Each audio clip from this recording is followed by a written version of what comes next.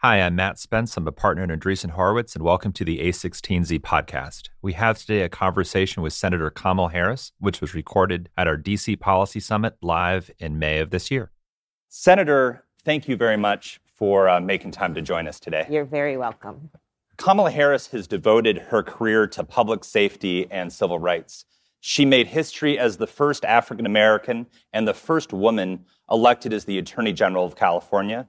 And she is only the second African American woman in history to be elected to the United States Senate. We'll talk a little more about her career as a prosecutor as we get into this, but I do want to add, this may not be clear from her work in the Senate, she is a devout X-Men fan, and she is an excellent cook.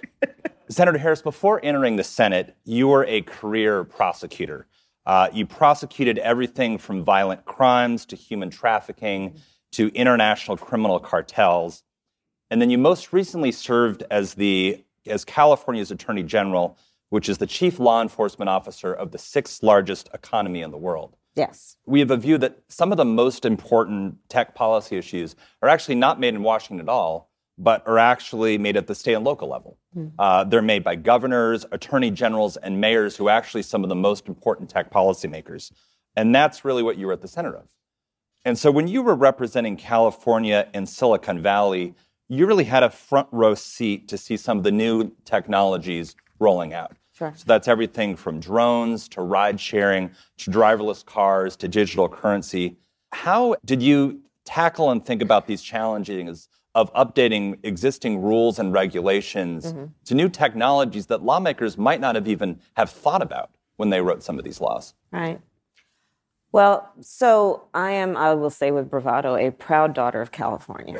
My parents met when they were graduate students at UC Berkeley, when they were active in the civil rights movement in the 1960s. So my sister and I joke, we grew up surrounded by a bunch of adults who spent full-time marching and shouting about this thing called justice.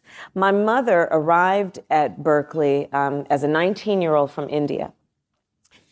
She graduated college. She wanted to study science, and one of the best schools in the world was UC Berkeley. So my grandfather said, "Do you want to do that? Go ahead." And so that is where she met my father during the civil rights movement. But I grew up then the daughter of a scientist. And my mother would actually take us to the lab with her on weekends and after work. In fact, little known fact, my first job was cleaning pipettes. I was awful. I got fired.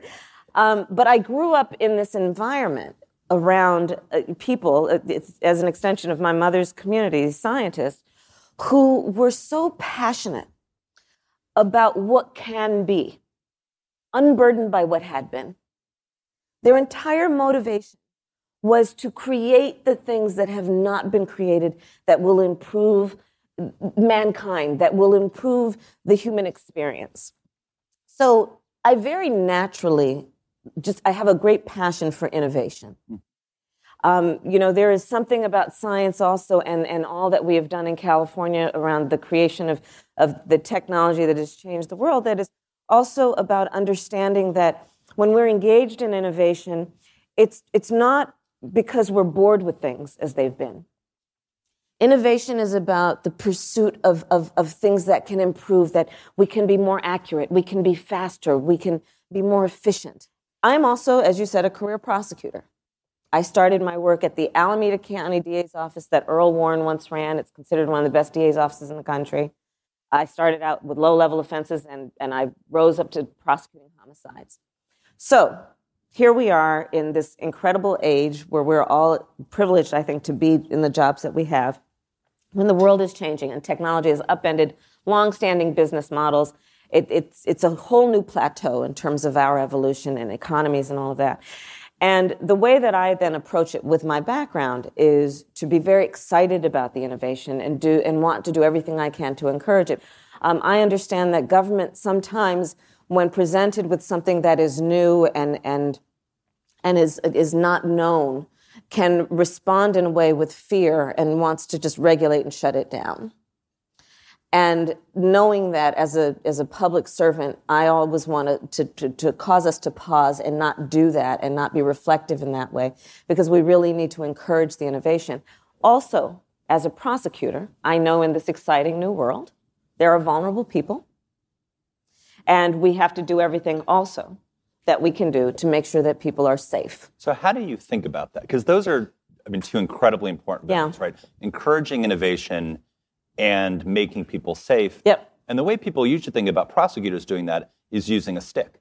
Right. The threat of prosecution, law enforcement, and that creates a lot of uncertainty. So how did you think about balancing those things and working through that? Right. So I think for so long on criminal justice policy, we have been relegated to a false choice, which suggests that you're either soft on crime or you're tough on crime, instead of asking, are we smart on crime? Instead of looking at what the public health model has taught us so well. You want to deal with an epidemic, be it health or crime, smartest, most effective, and efficient way to deal with it is prevention first.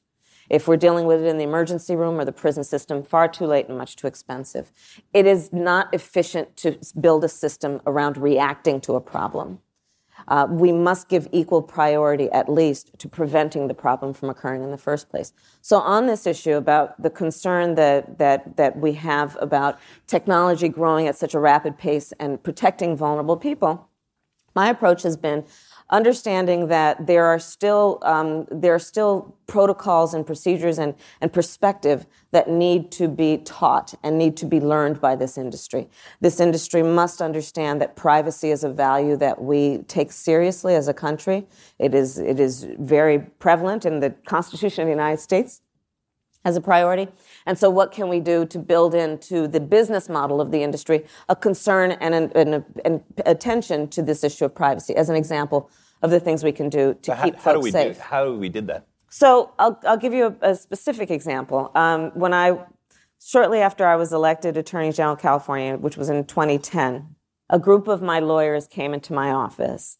And here I am. I'm the top cop of the biggest state in the country, the Attorney General of California. And a group of my lawyers came in, and they said, hey, boss, is what they call me, boss. Boss, did you know that when you download a mobile app, they can download your entire contact list? And I said, no, I did not know that. And they said, well, and you know it is explicit in the Constitution of California that privacy is a right. Yes, I do know that.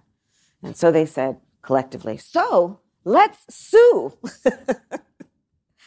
I looked at them and I said, okay, slow down, cowboys. Let's approach this a little differently. Let's bring in these folks and have a conversation with them and see if we can work something out. And that's exactly what we did. And I got on the phone with the folks at Apple and Microsoft and the 6 major platforms. And I'm not suggesting by any stretch that these folks were excited or happy to get a call from the Attorney General. It's always a kind of a scare. Right, exactly. But they took the call. And over the course of 6 months, we worked out, I think, an all too rare example of government and industry coming together to solve a problem, short of regulation or litigation or legislation. And what we did is we came up with an understanding that there would be an industry standard that requires that the hosts of these mobile apps would require that the mobile app have a privacy policy and that it would be explicit and available to everyone. And, the beauty of doing that work is that, as we know, technology is now, it's not like we're talking about one group of companies in one neighborhood, in one city, in one state, in one country. When the technology companies actually agree to certain protocols and ways of doing business, it has global impact. And so that's the exciting aspect of it. But it also, I think, magnifies the significance of having an understanding and coming to an understanding when we can with industry. Yeah. And let me just be clear about this. I also am very well aware that I have a carrot and a stick. I prefer to start with the carrot, but I'm also prepared to use the stick. Had we not been able to come to that agreement, and where there were examples of folks who were not complying with that agreement, we did sue. That's important. I think folks don't usually appreciate just the sheer amount of that convening power and using absolutely both. Right. There's a huge trend towards modernizing government at all levels. Whether it's foster care, providing better medical care, caring for our veterans. But on the crime front that you spent so much time on, you mentioned the role that technology can play. Yeah. How do you think about how we might use technology to better fight crime and apply some of those insights to this really tough problem? So I'm obsessed with the need for adoption of technology by government, with a specific emphasis based on my career as a prosecutor on the adoption of technology by law enforcement. So let's put all of this in context. So technology has brought about so many new ways of thinking, of having emotion, of language, and all of that. And it's brought about certain terms that everyone here knows, right? Open data, big data. You know, when I came out of law school, we had big data, and I will tell you what it looked like. It was this really tall aluminum file cabinet with thousands of files. That was big data, right? But now, because of technology, we can write code that can figure out what is in there and analyze it. We can engage in predictive policy. We can be smarter. So when I was Attorney General of California, I decided that we would try an open data initiative with the vast amount of data that we had in terms of the criminal justice system in this, the largest state in the country, almost 39 million people.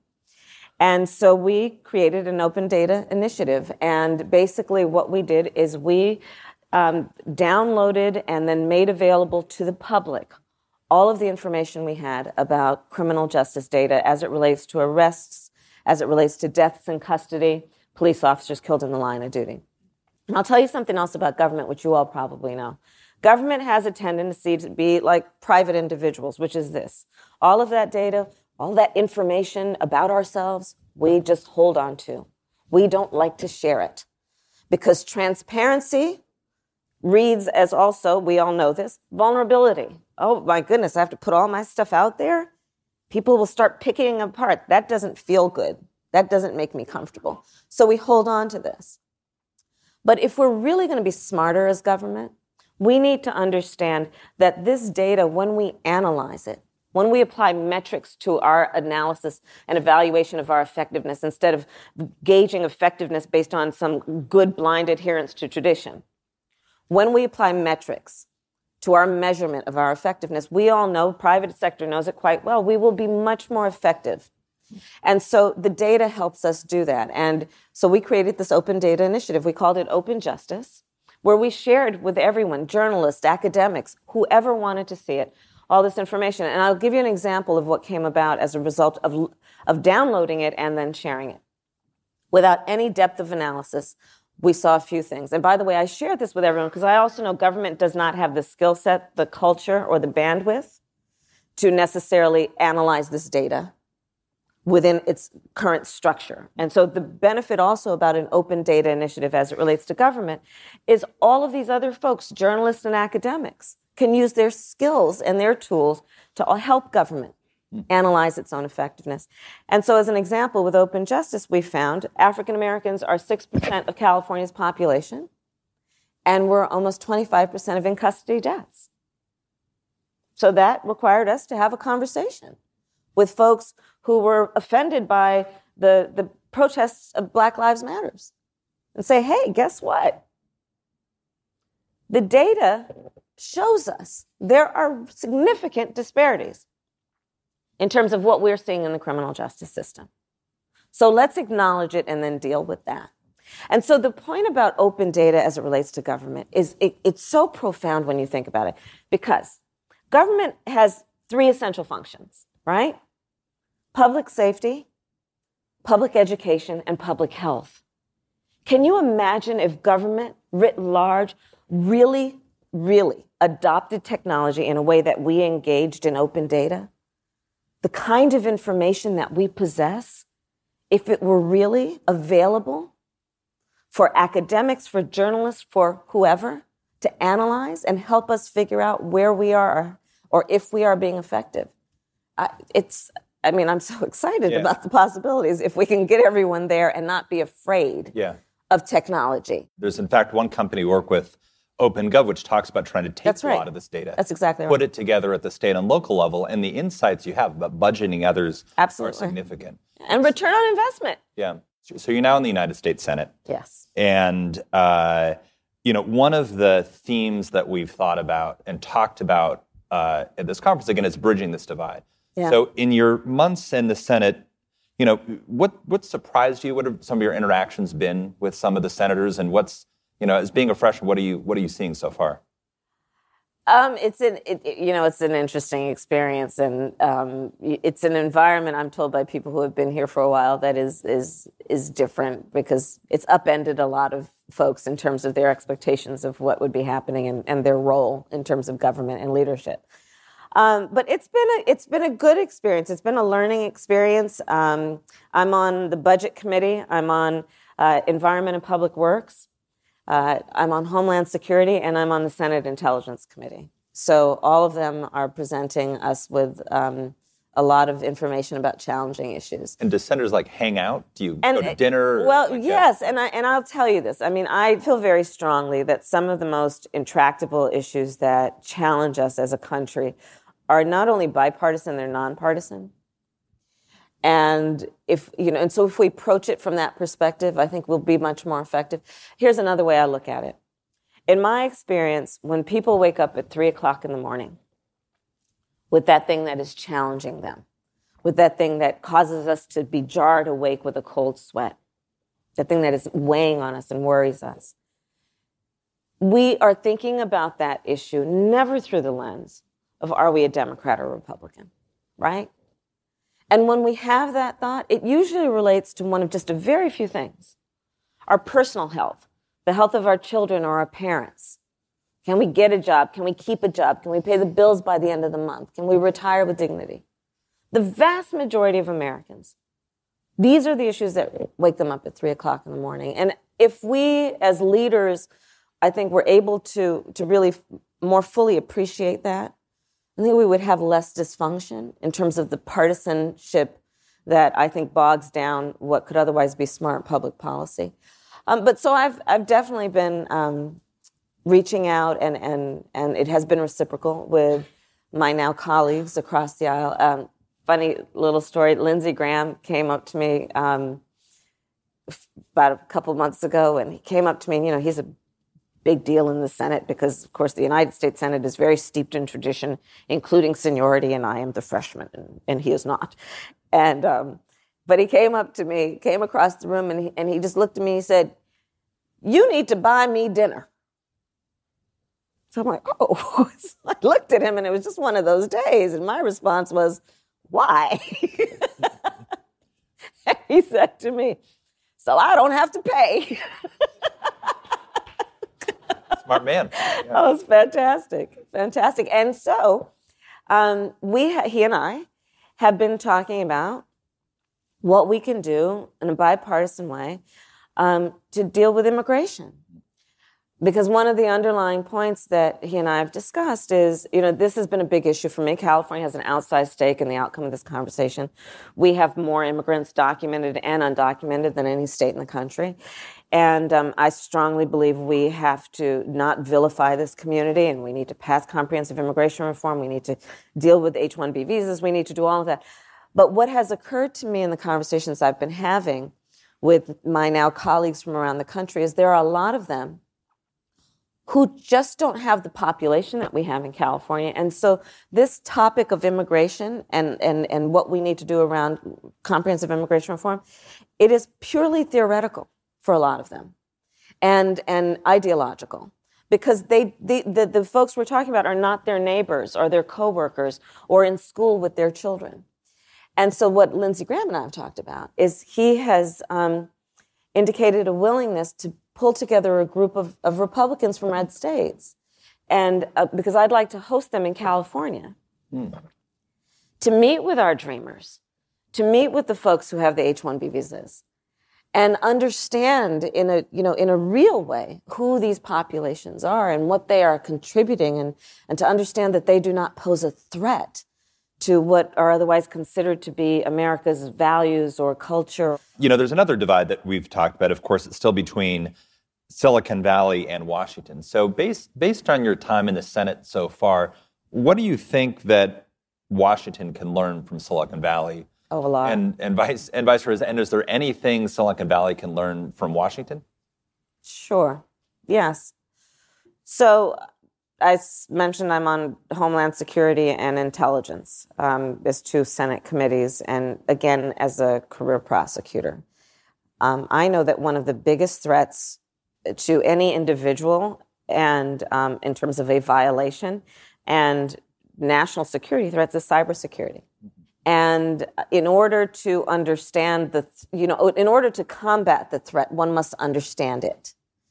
And there is, I think, a lot of work that we still have to do in creating a greater understanding and appreciation within, these highest bodies of governance and legislation around how technology works and how we can then, when we understand it, prevent the harm that concerns us, but also approach it from a way that is not the traditional way of just only thinking about combating it, but understanding specifically when we're talking about cybersecurity, it's not only about prevention, it's about detection.